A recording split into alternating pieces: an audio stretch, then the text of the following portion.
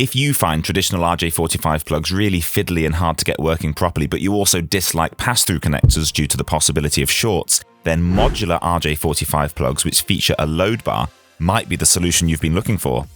The first thing you should do, which I frequently forget myself, is slide a strain relief boot over the cable's tip and down onto the cable before you get down to business. Make sure you do this first, as there's nothing worse than getting going and then having to stop, fumble around for a cable cap and then try and get it on when you've already started stripping. It's a real mood killer. Next up, we'll strip about 3 centimeters of the outer cable jacket to reveal the 4 twisted pairs inside.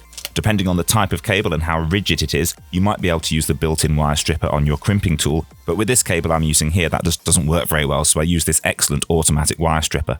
I love this tool. It's literally changed my life, as it makes stripping any size of wire so quick and easy, and can even strip multiple wires all at once to the same length. There's a link in the description if you're as easily excitable as I am.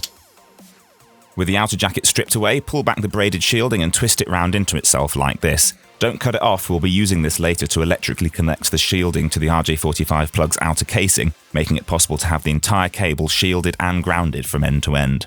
Next, we need to separate out all 8 cores, and you can see that extra shielding around each pair there, so use some flush cutters to snip it away and then untwist them and straighten them all out.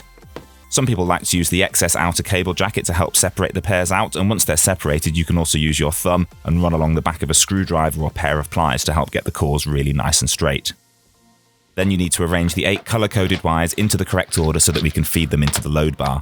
I keep this little printout in my tub of connectors, or you can just Google RJ45 wiring diagram.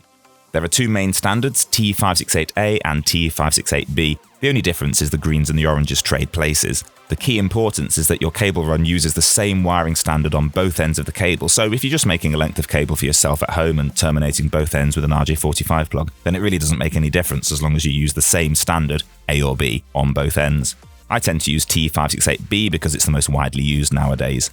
So that's orange and white, solid orange, green and white, solid blue, blue and white, solid green, brown and white, and finally solid brown.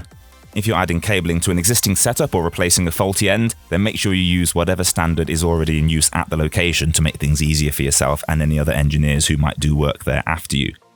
On this particular cable that I'm using, the colour coding on the cores is such that all the pairs to the solid colours are themselves solid white, which means that I unfortunately can't make another white stripes joke in this video. It also means that you have to be a bit more careful and pay attention to which solid colour wire it's paired with. So arrange them in the right order, and again run your fingers along to help straighten them out even more so that they sit right and in the correct position. I find it helpful at this point to take my wire cutters and gently grip the cables, but don't snip them just yet, and to bunch the ends right up to each other and double check the colours are still in the correct order. Then, holding the base of the wires firmly with your thumb, snip off the end so that we have a really neat, tight bunch at the end. Don't worry about the length yet at this stage. Next is the slightly fiddly bit. We need to thread the 8 wires through the corresponding 8 holes on the load bar. You'll have noticed from the wiring order that the wires alternate between a solid colour and a white or white striped colour. The load bar has 2 rows, one for the whites and one for the solid colours, so knowing that will help you to make sure you have them in the correct order on the bar as they slide in.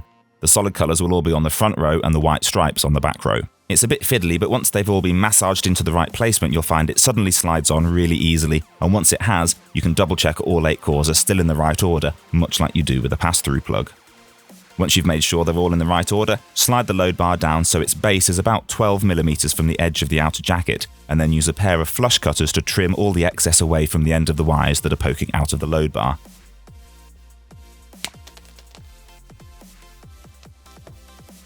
Then take the modular RJ45 plug with the clip facing away from you and slide the cable, with the load bar still in place, into the plug to complete the assembly. You should be able to see all 8 wires reaching to the very end of the plug, and you can also check again that they're still in the right order. Once you're happy, insert the plug into the crimping tool and squeeze it closed tightly. This will do 2 things. It will crimp the plug and press the little lever into the cable jacket at the bottom of the plug, securing it in place, as well as splicing the plug's 8 contacts into the 8 wires. Next, and this is only done on shielded cables with shielded plugs, take the wrapped up braided shielding and wind it around so that it makes good contact with the metallic outside of the RJ45 plug and the buckle.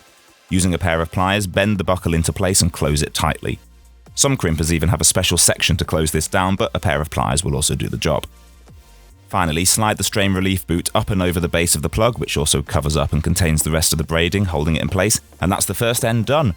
A nice neat job with all 8 cores easily in the correct order and at exactly the right length for a perfect connection inside the RJ45 plug, with none of the downsides of open-ended pass-through plugs. Repeat exactly the same process with the same wiring order for the other end, and then be sure to test the cable with a cable tester like this. This checks all 8 wires individually. It will tell you that the 8 connections are good on both ends, and also that it's wired up correctly on both ends in the right order, or at least the same order on both ends. It does this by performing a continuity test down each of the 8 cores in turn, and you should see the sequence going from 1 to 8 on both ends to show that the cable is working perfectly. Notice how the G for ground also lights up in this case, as this is a shielded cable and we've used shielded plugs. The shielding for the cable as a whole was the outer braiding that we twisted up and contacted to the buckle on the plug. If when you're testing the cable you get a sequence like this, then you know you've made a mistake somewhere. But the more you practice, and especially if you're using modular plugs with a load bar, that shouldn't really ever happen. If it's a long cable run, and Cat7 cable should be good for speeds of up to 10 gigabits a second over up to 100 meters, then you can separate the master and remote parts of the cable tester and put one at each end of the cable run to test it.